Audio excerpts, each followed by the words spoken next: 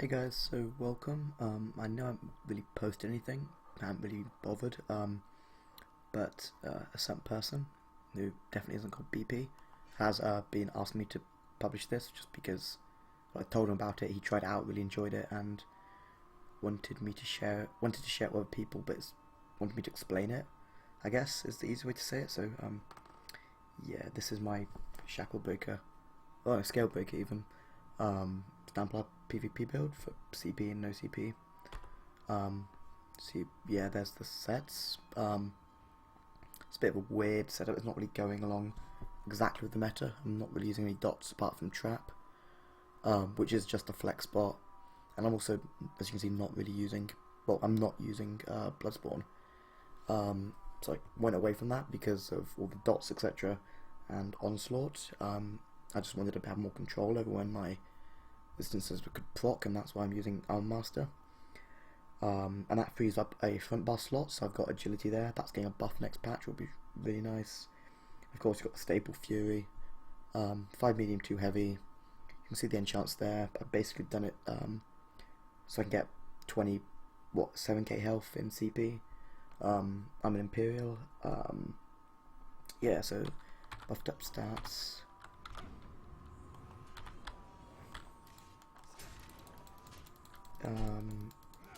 Yeah, so just under 5k weapon damage without Fury proc or balorg.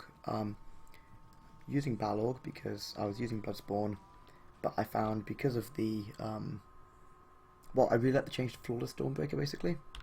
It gives me 300 damage when I use it, which works really nicely in tandem with balorg, of course, which gives me extra weapon damage, which pushes me in combination up to almost around 8k weapon damage.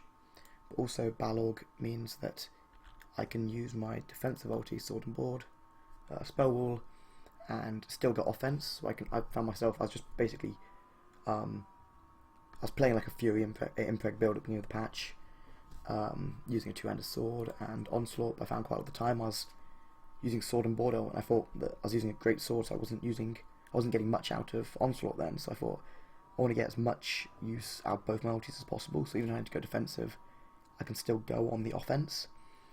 And so using balorg gives me 10 seconds, this is 7 seconds long, and I get a load of weapon damage. I think even without Flawless, I'm about 7.4k weapon damage with spell wall procced, albeit this is with 500 ulti, but even without 500 ulti, you're still looking at about 6k weapon damage to 7 in most situations. This is without continuous. Regen is also not too bad. 1.9, that's all you really need, or I need. I'm using tripods. I'm an Imperial, so if you're a red guard, you could change it out. But yeah, the reason I'm using Arm Master is because it lets me control the armor proc, and in combination with Rune. So with people fighting Onslaught, for instance, open world, I'd drop Rune, move out of it.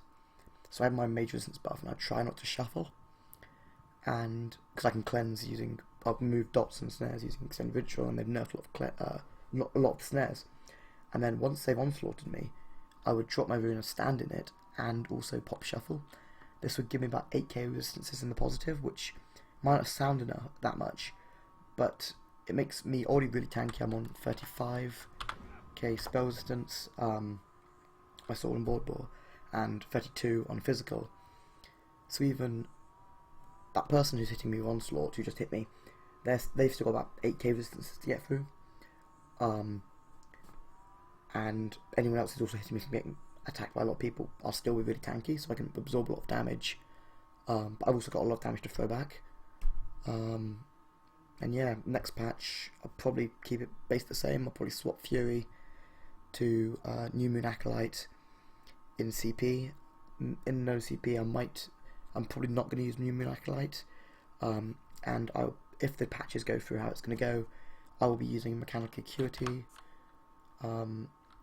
purely on the basis that Power of the Light can crit. And so if I've got 100% crit chance, I can get all the damage stacking to Power of the Light crit. Power of the Light itself crits, convert with an ulti, balorg will proc, of course, and it will just be stupid. Yeah. Or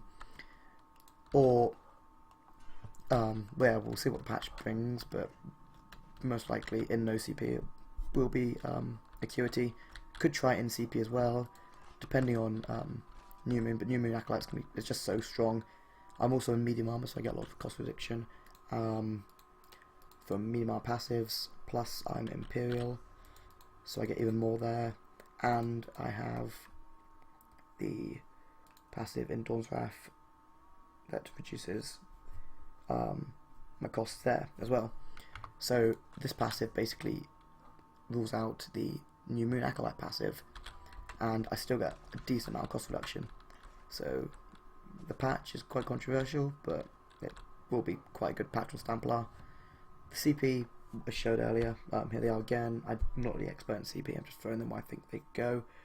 The main thing is to get the Exploiter passive and the Tactician passive, and then throw CP about where you think it's worth. Next patch I'll probably take everything out of Thaumaturge, put it more into Pen and Precise Strikes. If you want to use this build of Onslaught, you can. You swap to a Great Sword. Stop Onslaught here, quite self-explanatory. Next patch I'll probably drop Dizzy for Turn Evil. And I might drop Trap. I mean, Trap's the flex spot, you can run anything there. Living Dark, Toppling Charge if you don't use a CC. Repentance, you want more magic recovery. Defensive Stance, Deep Slash work. Invasion isn't too bad. Basically, it's like your standard flex spot, you can put anything in. Sigil, Deep Forts. Sanguine Altar is actually quite fun in a group, especially in towers, etc. You can put it on chokes. You get a lot of healing back, especially using jabs. And especially if you're going to use Sanguine Altar, someone in group is also, or you are using the other Morphous Soul Trap, you'll be getting insane healing back. You can also use Caltrops as well, because it's major resistance now. It's actually quite nice. You take damage, they resistances, and of course it'll keep proccing. So you're going to get 14 seconds basically of Caltrops, giving Fracture. Which, I mean, we're not using Major Pen on this build, so it is worth it as an AoE version, and it's not much different in cost to Ransack. If you consider that, you're going to have to stab multiple people with Ransack. But of course, this is a longer duration, so choose whatever. And yeah, that's basically it. Cheers.